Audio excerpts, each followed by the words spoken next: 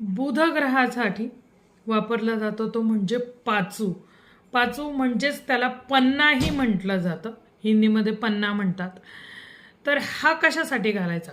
व्यापारी लोकांच्या हातामध्ये तुम्हाला पाचू दिसेल. करंगळीमध्ये शक्यतो हे रत्न करंगळीतच घातलं जातं.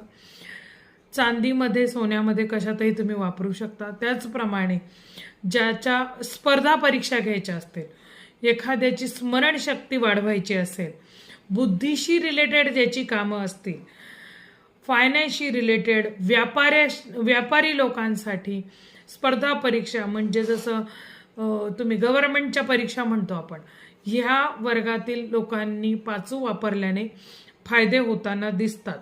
पण कोणतीही गोष्ट ही दिसते म्हणून घालू नका. आपल्या पत्रिकेत तसे योगही हवेत आणि योग्य सल्ल्यानुसारच हे रत्न वापरावेत.